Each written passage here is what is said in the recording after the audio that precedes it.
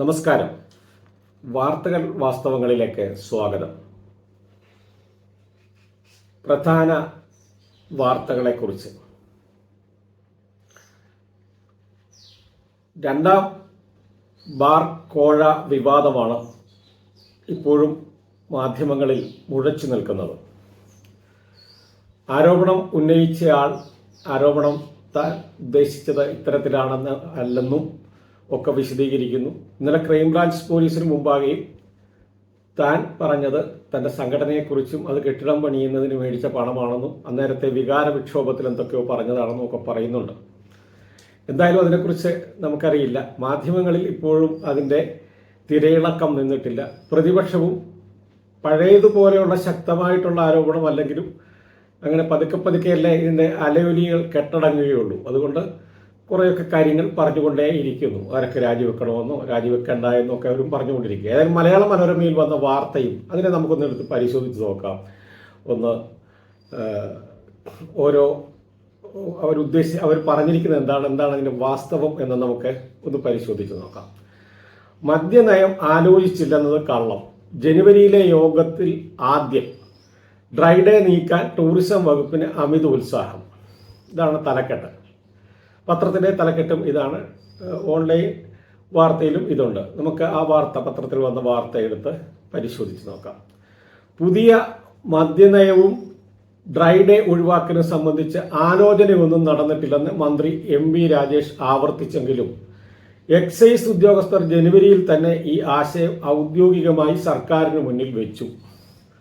ജനുവരി 4 chief secretary വിളിച്ച യോഗത്തിലാണ് ഇത്. നമുക്ക് ആദ്യത്തെ ഈ പാരഗ്രാഫ് തന്നെ പരിശോധിച്ച് നോക്കാം. മന്ത്രി എം വി രാജേഷ് പറഞ്ഞത് എന്താണ്? ആലോചനയൊന്നും നടന്നിട്ടില്ല വെച്ചാൽ മന്ത്രിസഭ യോഗം കാര്യങ്ങൾ നടപ്പിലാക്കുന്നത് മന്ത്രിസഭ തീരുമാനിച്ചിട്ടാണ്. മന്ത്രിസഭ ഒരു തീരുമാനം എടുക്കണമെങ്കിൽ അതിനു മുമ്പ് LDF ആലോചന വരണം. അതിൻ്റെ പ്രമുഖ കക്ഷിയായ CPM പാർട്ടി തലത്തിൽ അതിനെക്കുറിച്ച് ആലോചിക്കണം. പിന്നീട് LDF ഏകോപന സമിതിയിൽ അത് ചർച്ച ചെയ്യുകയും തീരുമാനമായതിനു ശേഷമാണ് സാങ്കേതികമായി മന്ത്രിസഭയിൽ ഒരു നയം രൂപം കൊള്ളുന്നത്. മദ്യനയമല്ല, ഏതൊരു നയമാണെങ്കിലും അങ്ങനെയാണ്. അത്തരത്തിൽ ഒരു ആലോചനയും നടന്നിട്ടില്ല എന്നാണ് എം വി രാജേഷ് പറഞ്ഞത്.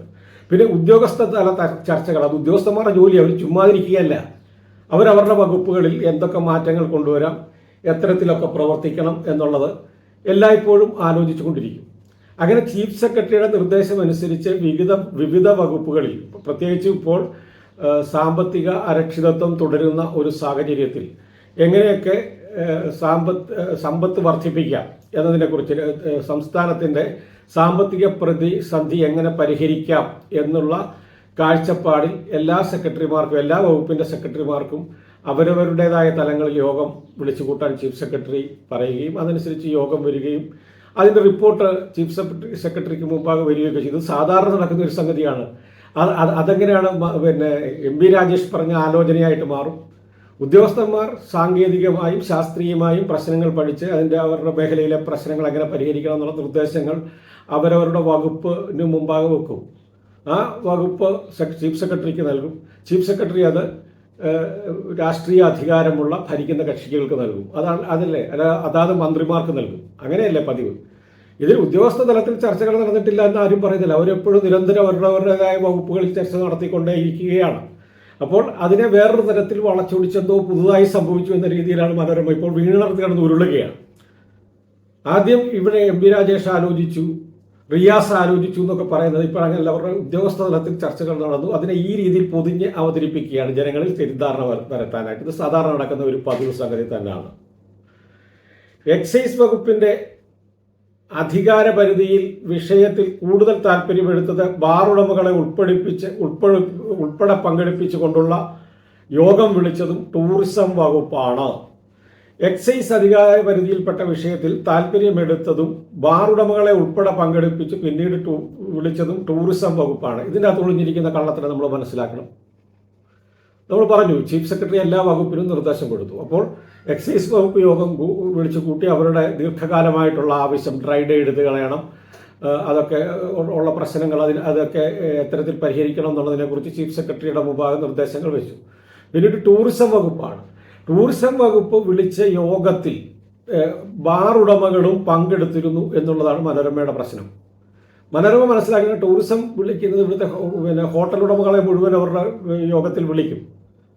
3 സ്റ്റാറിന് മുകളിലുള്ള ഹോട്ടൽ ഉടമകൾ പങ്കെടുക്കും യോഗത്തിൽ. അപ്പോൾ സ്വാഭാവികമായും അവരുടെ ഹോട്ടലിന്റെ പ്രവർത്തനവും ടൂറിസം വകുപ്പുമായിട്ട് ബന്ധപ്പെട്ട പ്രവർത്തനങ്ങളും ബാറുമായി ബന്ധപ്പെട്ട് കൂടിയാണ് നടക്കുന്നത്.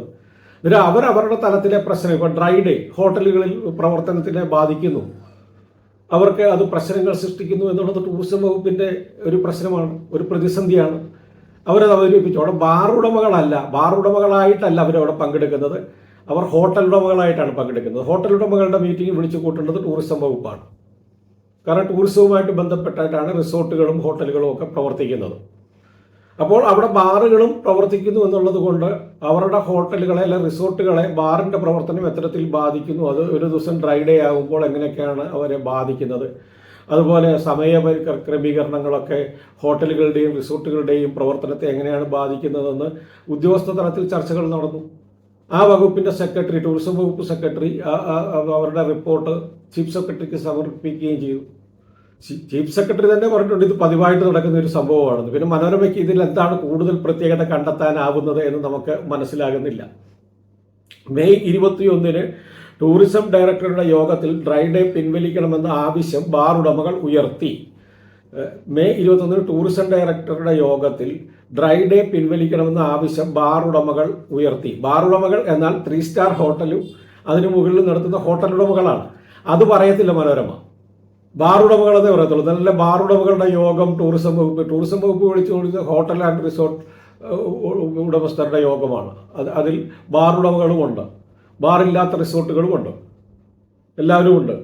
അപ്പോൾ ഇത്തരത്തിലാണ് ഇവർ പറഞ്ഞ് പരത്തി വേറൊരു സംഗതിയാക്കി മാറ്റുന്നത്. അതായത് റിയാസ് MP രാജേഷിനെ ഓവർടേക്ക് ചെയ്തു എന്ന് മനോരമയ്ക്ക് വരച്ച് കാട്ടേണ്ടതായിട്ടുണ്ട്. അതുകൊണ്ടാണ് അങ്ങനെ പറയുന്നത്. അതിൻ്റെ 3-ാം ദിവസമാണ് ഇക്കാര്യം ചർച്ച ചെയ്യാനായിട്ട് ബാർ ഉടമകളുടെ നേതൃയോഗം ചേർന്നത്. ശരിയാണ്, ബാർ ഉടമകളിൽ കൂടുതൽ ആൾക്കാരും ഹോട്ടലുകളും റിസോർട്ടുകളും ഒക്കെ നടത്തുന്ന ആൾക്കാരാണ്. അവരിതിൻ്റെ അടിസ്ഥാനത്തിൽ യോഗം ചേർന്ന് അവരുടെ ആവശ്യങ്ങൾ എന്തൊക്കെയാണ് ഉന്നയിക്കേണ്ടത് മീറ്റിംഗ് കൂടിയിട്ടുണ്ടാവും. അതിൻ്റെ അകത്ത് ഇനി എന്തെങ്കിലും കോട കൊടുക്കാൻ തീരുമാനമുണ്ടെങ്കിൽ അത് പറയട്ടെ, അതിൻ്റെ ആരോപണം ഉന്നയിക്കുന്ന ആൾക്കാർ തെളിയിക്കട്ടെ. ഇനി ഇപ്പോഴെന്താണ് പ്രശ്നം? നമ്മൾ കഴിഞ്ഞ ദിവസവും പറഞ്ഞു, കെട്ടിടം നിർമ്മിക്കാനാണ് പൈസ വാങ്ങിയതെങ്കിൽ കെട്ടിടം നിർമ്മിക്കുന്നുണ്ടോ ഇല്ലയോ എന്ന് ഇവിടുത്തെ മാധ്യമങ്ങൾക്ക് പരിശോധിച്ച് നോക്കാം. അതിന് 1.25 കോടി തികയാത്തത് കൊണ്ടാണെന്നാണല്ലോ അതിൻ്റെ പ്രസിഡന്റ് പറഞ്ഞത്. അതിൽ വാസ്തവം ഉണ്ടോ ഇല്ലയോ എന്നൊക്കെ അവരറിയണം. നമുക്കറിയേണ്ടത് നമ്മൾ തിരഞ്ഞെടുത്ത മന്ത്രിമാരോ അവരുമായി ബന്ധപ്പെട്ട പ്രസ്ഥാനങ്ങളോ ഈ അഴിമതിയിൽ പെട്ടിട്ടുണ്ടോ എന്നുള്ളതാണ്.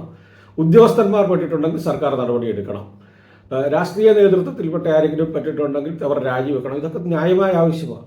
പറയട്ടെ, വസ്തുതകളുടെയും തെളിവുകളുടെയും അടിസ്ഥാനത്തിൽ അത് പറയട്ടെ. അല്ലാതെ കള്ളത്തരങ്ങൾ വളച്ചൊടിച്ച് നുണയാക്കി മാറ്റി പ്രചരിപ്പിക്കുകയല്ലല്ലോ വേണ്ടത്. ഡ്രൈ ഡേ ഒഴിവാക്കണമെന്നത് ടൂറിസം വകുപ്പിന്റെ എക്കാലവുമുള്ള ആവശ്യമാണ്. അത് മനോരമ സമ്മതിക്കുന്നുണ്ട്. സർക്കാരിന്റെ വരുമാനം വർദ്ധിപ്പിക്കുന്നതിന് മാർച്ചിൽ ചീഫ് സെക്രട്ടറി വിളിച്ചു ചേർത്ത സെക്രട്ടറി തല യോഗത്തിൽ അവർ ആവശ്യം ആവർത്തിച്ചു. അപ്പോൾ പരമാർത്ഥ കണക്ക് ഒളിപ്പിച്ചു വെച്ച് പറയുന്നുണ്ട്. ഒരു പടി കൂടി കടന്ന് ടൂറിസം സെക്രട്ടറി ഈ വിഷയം ഉൾപ്പെടുത്തി സർക്കാരിന് റിപ്പോർട്ട് നൽകുകയും ടൂറിസം ഡയറക്ടർ ബാർ ഉടമകൾ ഉൾപ്പെടെയുള്ളവരുടെ യോഗം വിളിക്കുകയും ആയിരുന്നു. ടൂറിസം ഡയറക്ടറാണ് വിളിച്ചത്. ടൂറിസം ഡയറക്ടർ ഈ പറയുന്ന റിസോർട്ട് മുതലാളിമാർ, ബാർ നടത്തുന്ന റിസോർട്ട് മുതലാളിമാരുടെയും ഹോട്ടൽ മുതലാളിമാരുടെയും യോഗമാണ് വിളിച്ചത്. അതിൽ ബാർ ഉടമകൾ സ്വാഭാവികമായിട്ടും പങ്കെടുക്കുക ഉണ്ടായില്ലെങ്കിലേ അത്ഭുതമുള്ളൂ. ഡ്രൈ ഡേ ടൂറിസം മേഖലയുടെ പ്രധാന പ്രശ്നമായി അവതരിപ്പിക്കുകയും സർക്കാരിന് മേൽ സമ്മർദ്ദം ചെലുത്തുകയായിരുന്നു ഉദ്ദേശമെന്നാണ് അവരതും ചെയ്തിട്ടുണ്ടാകും. അത് ചെയ്യാനുള്ള അവകാശമുണ്ട് അവരുടെ സംഘടനയ്ക്ക്.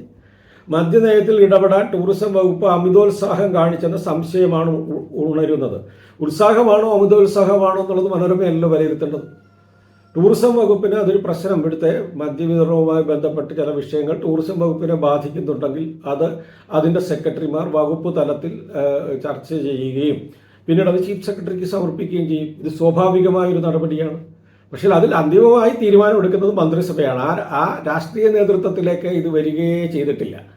രാഷ്ട്രീയമായി അധികാരം കൈയാളുന്ന LDFന്റെ ഒരു തലങ്ങളിലും ഇത് ചർച്ച ചെയ്തിട്ടില്ല. പിന്നെ എങ്ങനെ സർക്കാരിനെതിരെ ഇവർക്ക് ആരോപണം ഉന്നയിക്കാൻ കഴിയും? അതോ ഉദ്യോഗസ്ഥന്മാർ ജോലി ചെയ്യരുതെന്നാണോ മനോരമയുടെ ആഗ്രഹം? അല്ലെങ്കിൽ മനോരമ ആഗ്രഹിക്കുന്നത് കൂട്ട് എല്ലാവരും തലയിൽ മുണ്ടിട്ട് മാത്രം കള്ളു കുടിച്ചാൽ മതി, കള്ളുകുടി അങ്ങ് നിരോധിച്ചേക്കണം എന്നുള്ളത് അങ്ങനെ സർക്കാർ പ്രഖ്യാപിച്ചിട്ടില്ലല്ലോ. അങ്ങനെ ഉണ്ടെങ്കിൽ സർക്കാരിൻ്റെ പ്രഖ്യാപിത നയത്തിനെതിരെ വകുപ്പുകൾ ചർച്ച നടത്തുന്നു എന്ന് നമുക്ക് പറയാം. അതുണ്ടായിട്ടില്ല. പിന്നീട് ഈ MP രാജേഷും റിയാസും ഒക്കെ പറഞ്ഞ അഭിപ്രായങ്ങളെടുത്ത് അവർ തമ്മിൽ പോരുണ്ട് എന്നൊക്കെ വരുത്തി തീർക്കാനുള്ള ഒരു ശ്രമമാണ് മലയാള മനോരമ നടത്തുന്നത്.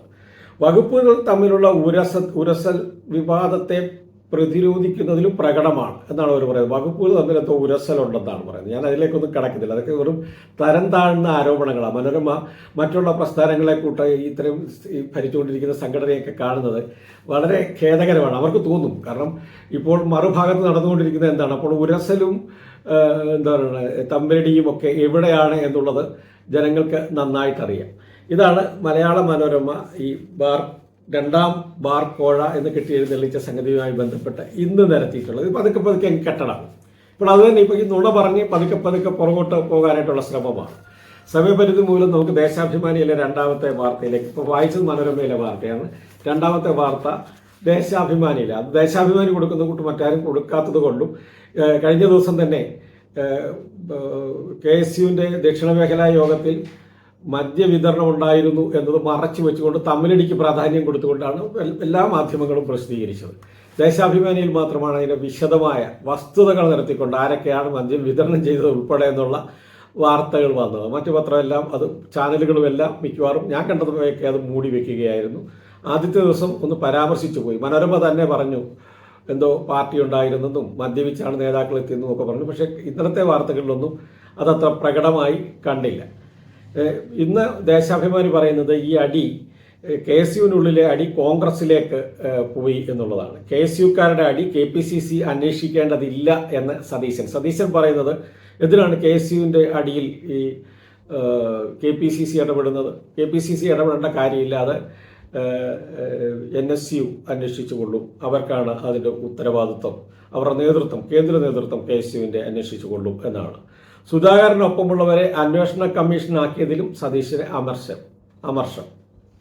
ഇത് ഈ സംഭവം ഉണ്ടായ ഉടൻ തന്നെ സുധാകര പക്ഷത്തു നിന്നും സുധാകരൻ KPCC പ്രസിഡന്റാണ് അന്വേഷണ കമ്മീഷനെ വെക്കുന്നത്. അത് സതീശന് ഇഷ്ടപ്പെട്ടിട്ടില്ല. സതീശൻ ചോദിക്കുന്നത് എന്താണ് അതിൻ്റെ ആവശ്യം? അങ്ങനെ ഒരു കാര്യം ഇല്ല. KPCC president K. സുധാകരൻ സമിതിയെ നിയോഗിച്ചതിനെ ചോദ്യം ചെയ്ത് പ്രതിപക്ഷ നേതാവ് VD സതീശൻ രംഗത്തെത്തി. KSUക്കാരുടെ അടി KPCC അന്വേഷിക്കേണ്ടതില്ല എന്ന നിലപാടാണ് സതീശന്. സുധാകരന് ഒപ്പം നിൽക്കുന്നവരെയാണ് അന്വേഷണ കമ്മീഷനായിട്ട് ചുമതലപ്പെടുത്തിയത്. അതായത് പഴകുളം മധു, MM നസീർ, AK ശശി, ഇവരെ എല്ലാം സുധാകരനൊപ്പം നിൽക്കുന്ന ആൾക്കാരാണ്. അവരെ മാത്രം വെച്ച് അന്വേഷണം നടത്തുന്നു. ഇതിനൊരു കാരണമുണ്ട്. KSU കഴിഞ്ഞ കുറേ ദിവസമായി വാർത്തകൾ ശ്രദ്ധിക്കുന്ന ആൾക്കാർക്കറിയാം KPCC പ്രസിഡന്റിനെതിരെ ശക്തമായ ആരോപണങ്ങളും നിലപാടുമാണ്. രാജിവെക്കണം എന്ന് തീരുമാനിക്കുന്ന ഒരു പ്രമേയം ഈ KSU യോഗത്തിൽ അവതരിപ്പിക്കാനിരുന്നതാണ്. അവർ ഇതിനു മുമ്പ് തന്നെ പരസ്യമായി പൊട്ടിത്തെറിച്ചതാണ് KPCCക്ക് എതിരെ, അതിൻ്റെ പ്രസിഡന്റിനെതിരെയും ഒക്കെ. അപ്പോൾ ഈ യോഗത്തിൽ അത്തരത്തിലൊരു നീക്കം ഉണ്ടാകാതിരിക്കാനായിട്ട് ഇദ്ദേഹത്തിൻ്റെ, അതായത് സതീശൻ്റെ പക്ഷമാണ് ഈ പ്രശ്നങ്ങൾ ഉണ്ടാക്കിയത് എന്നാണ് സുധാകരൻ പക്ഷം കണക്കാക്കുന്നത്. അതുകൊണ്ടാണ് സുധാകരൻ വളരെ പെട്ടെന്ന് അന്വേഷണം നടത്തുകയും, എന്നാൽ സതീശന് ഇതിനോടുള്ള പ്രതികരണം എന്താണ്? ഇത് കുട്ടികൾ തമ്മിലുള്ള അടിയല്ലേ? അങ്ങനെ ഉണ്ടെങ്കിൽ എല്ലാ അടികളെയും SFI നടത്തിയാലും MSF നടത്തിയാലും മറ്റ് സ്റ്റുഡൻസ് യൂണിയനുകൾ നടത്തിയാലും ഒക്കെ അതിന് കുട്ടികൾ തമ്മിലുള്ള അടിയായി മാത്രം സതീശൻ കാണാൻ ശ്രദ്ധിക്കണം. കുട്ടികൾ തമ്മിലുണ്ടായ പ്രശ്നം പരിധി വിട്ടു പോയോ എന്ന് KSU അന്വേഷിക്കും, അല്ലെങ്കിൽ അതിന് മേൽ NSU ഉണ്ട്, സതീശനാണ് പറയുന്നത്. അതായത് സുധാകരൻ അന്വേഷിക്കേണ്ട എന്നർത്ഥം. അതിലൊന്നും കയറി അഭിപ്രായം പറയുന്നില്ല. ഇത് സതീശൻ ദേശാഭിമാനി പറഞ്ഞല്ലോ, ഇത് പരസ്യമായിട്ട് പറഞ്ഞതാണ്. കുട്ടികൾ തമ്മിലുള്ള അടി അന്വേഷിക്കേണ്ടത് NSU ആണ്, അല്ലെങ്കിൽ KSU ആണ് എന്നൊക്കെ പറഞ്ഞത്. ചെറിയ കുട്ടികളാണ് അവർ. നമ്മൾ കണ്ടു ആരൊക്കെയാണ് അടി ഉണ്ടാക്കുന്നത്, എത്ര കുഞ്ഞു കുട്ടികളാണ് അവർ എന്നുള്ളത് ഇന്നലെ കഴിഞ്ഞ ദിവസങ്ങളിൽ ചാനൽ കണ്ട എല്ലാ ആൾക്കാർക്കും മനസ്സിലാകും, ചാനലുകൾ കണ്ട എല്ലാവർക്കും മനസ്സിലാകും. അവർ വഴക്കുണ്ടായി. അത് ഏത് ലെവൽ വരെ പോയി നമുക്ക് വേണമെങ്കിൽ ഒന്ന് അന്വേഷിക്കാം. മുകളിൽ നിന്നുകൊണ്ട് രക്ഷകർത്താക്കളായി നമുക്ക് വേണമെങ്കിൽ ഒന്ന് അന്വേഷിക്കാം. അത് കവിഞ്ഞെന്നാണ് കാര്യം എന്നാണ് മാധ്യമങ്ങളോട് സതീശൻ പ്രതികരിച്ചത്. സംഘർഷത്തിൽ ചോര ചിന്തിയില്ല. രണ്ടുപേരെ ആശുപത്രിയിലാണ്, ഗുരുതരമായി പരിക്കേറ്റൊക്കെ ആശുപത്രിയിൽ പോയി ചോര ഒലിക്കുകയും ചെയ്തു. പക്ഷേ അത് ഗ്ലാസ്, കള്ളു കുടിച്ച ഗ്ലാസ് ആയിരിക്കും. ഗ്ലാസ് പൊട്ടിത്തെറിച്ച്, ഗ്ലാസ് കയ്യിൽ അടിയുണ്ടായപ്പോൾ പൊട്ടി ചോര വന്നതാണെന്നാണ് ഇപ്പോൾ സതീശൻ പറയുന്നത്. കത്തിക്കുത്തൊന്നും നടന്നില്ല. ശരിയാ, കത്തിയൊന്നുമില്ലായിരുന്നു. അല്ലാതെ അടിച്ചാണ്, കസേര കൊണ്ടോ ഓടിരുന്ന കമ്പി കൊണ്ടോ ഒക്കെ അടിച്ചായിരിക്കും മുറിവുണ്ടായിട്ടുള്ളത്. സുധാകരനെതിരെ സതീശൻ നടത്തുന്ന നീക്കങ്ങൾക്ക് പിന്തുണയുണ്ടെന്ന് വരുത്താനാണ് KSU ക്യാമ്പിൽ പ്രമേയം പാസാക്കാൻ ശ്രമിച്ചത്. ഇതിനെതിരെ പ്രതികരിച്ചതാണ് സംഘർഷത്തിന് കാരണമെന്ന് സുധാകരൻ പക്ഷം പറയും. അപ്പോൾ തമ്മിലടിയും സംഗതിയുമൊക്കെ ഇവിടെ ഭംഗിയായി നടക്കുന്നുണ്ട്. അത് മലയാള മനോരമയുടെ പ്രധാന പേജിലെ പ്രധാന വാർത്തകളായിട്ട് ഏതായാലും നമുക്ക് കാണാൻ കഴിയുകയുമില്ല. സംഭവം തിരിച്ചായിരുന്നെങ്കിൽ SFIയോ മറ്റേതെങ്കിലും സംഘടനയായിരുന്നെങ്കിൽ മനോരമ വിദ്യാർത്ഥി രാഷ്ട്രീയത്തെ ഉൾപ്പെടെ തെറി പറഞ്ഞുകൊണ്ട് എന്തൊക്കെ എഴുതുമായിരുന്നു എന്ന് നമുക്കറിയാം. ഏതായാലും ഇന്ന് വാർത്തകൾ വാസ്തവങ്ങൾ ഇവിടെ അവസാനിക്കുന്നു. കണ്ടുകൊണ്ടിരുന്ന എല്ലാവരെയും നന്ദി അറിയിക്കുന്നു. നമസ്കാരം. നല്ല ദിവസം ആശംസിക്കുന്നു.